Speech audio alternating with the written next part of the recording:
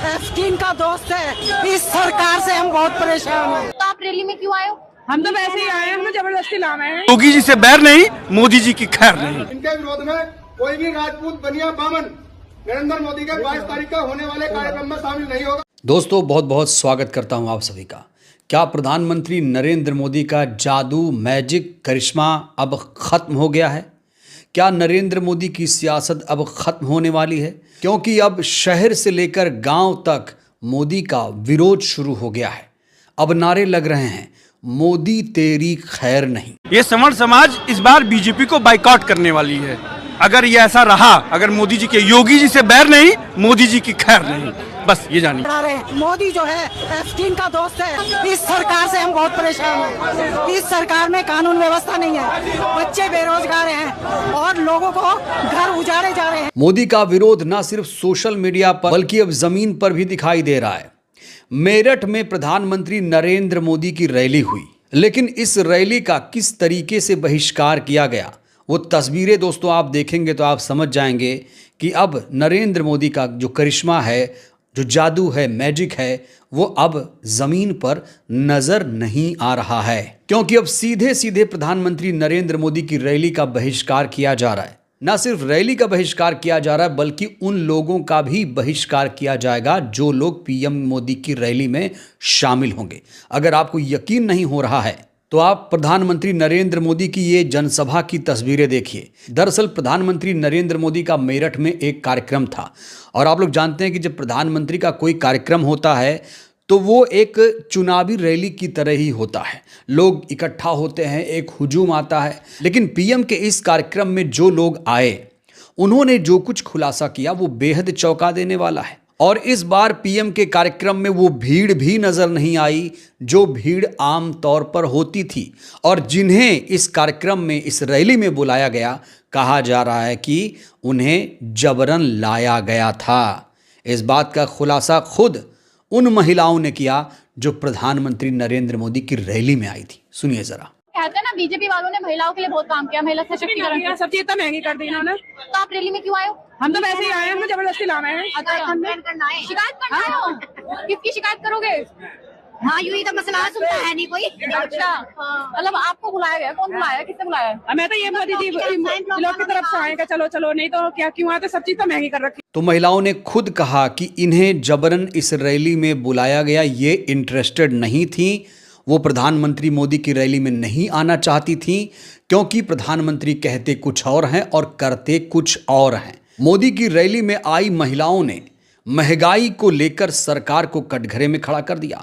महिलाओं ने अपना दर्द भी बयां किया कि भाई इतनी ज़्यादा महंगाई बढ़ रही है, सोना 1.5 लाख के पार पहुंच गया है, कैसे हम अपने बच्चों की शादी करेंगे। सुनिए मोदी की रैली में आई महिलाओं ने क्या कुछ कहा।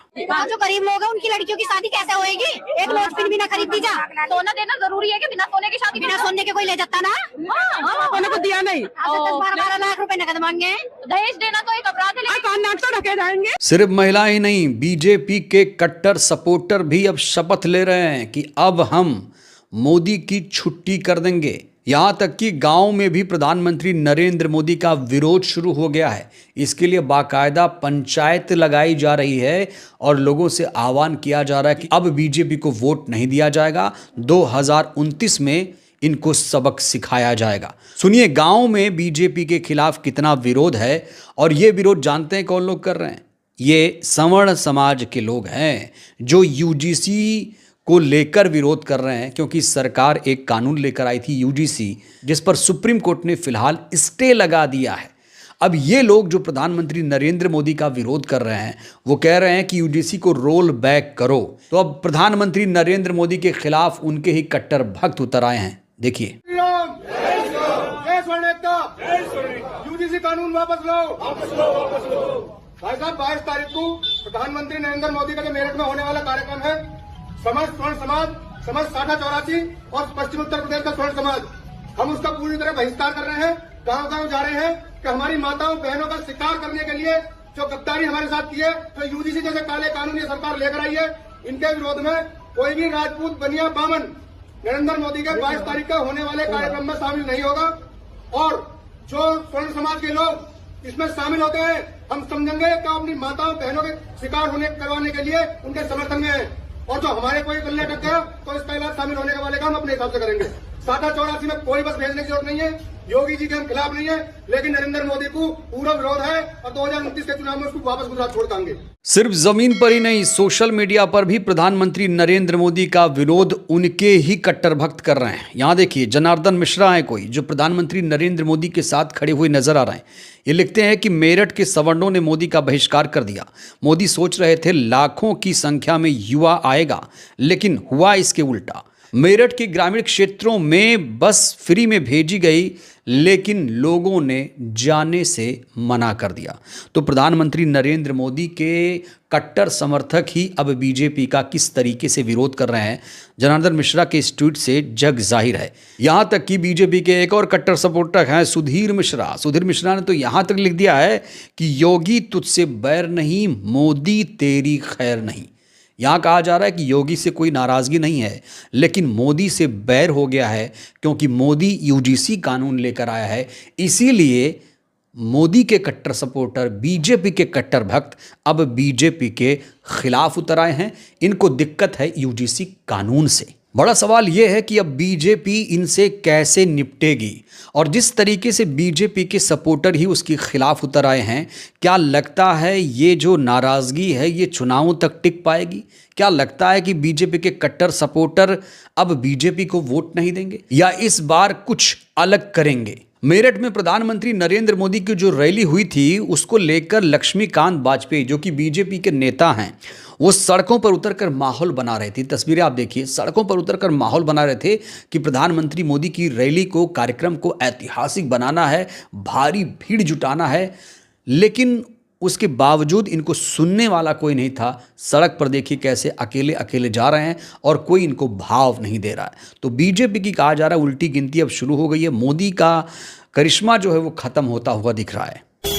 आदरणीय नरेंद्र मोदी जी को सुनने के लिए कल 10 बजे इंटीग्रेटेड टाउन से भूख बड़ाल में पहुंचने का कष्ट करें। मेरे साथ नगर प्रमुख श्री हरिकांत अहलूवालिया जी भी आप सबसे अपील करने आए हैं। आपको ये RRTS ट्रेन एक कहावत को चरितार्थ किया है नरेंद्र मोदी जी ने, बिन मांगे मोती मिले, मांगे मिले न भीख। बिना मांगे मेरठ को RRTS ट्रेन, बिना मांगे मेरठ को मेट्रो ट्रेन, और सेकंड फेज में कंकड़ खेड़ा से बेगमपुर बच्चा पारा बंदरा चौक होते हुए काली नदी तक के लिए भी मेट्रो ट्रेन की सौगात मिलने वाली। तो यूजीसी कानून पर मोदी सरकार बुरी तरीके से फंस गई है। उसे ना निगलते बन रहा है, ना तो उगलते बन रहा है, क्योंकि अब बीजेपी के कट्टर सपोर्टर ही उसके खिलाफ उतर आए हैं। दूसरी तरफ जो यूजीसी समर्थक हैं वो भी सड़क पर उतरे हुए हैं। यूजीसी लागू कराने की मांग को लेकर किस तरीके से दिल्ली में प्रदर्शन आंदोलन हो रहा है, ये तस्वीरें सबसे पहले आप देखिए। दोस्तों आपको याद दिला दें, जेएनयू की मनुवादी दलित विरोधी बीसी अब पूरी तरीके से बेनकाब हो चुकी है। उनका जो चेहरा है, मुखौटा है, अब उतर चुका है। मुखौटा तो मोदी सरकार और संघ परिवार के चेहरे से भी उतर गया है। आखिरकार वही तो चुन चुनकर ऐसे कुलपति विश्वविद्यालय में बैठा रहे हैं। तो दिल्ली में ना सिर्फ जेएनयू बीसी के खिलाफ लोगों ने आंदोलन किया, बल्कि यूजीसी लागू करने की मांग को लेकर सड़क पर जब उतरे तो माहौल कैसा था, दोस्तों ये तस्वीरें आपको जरूर देखनी चाहिए।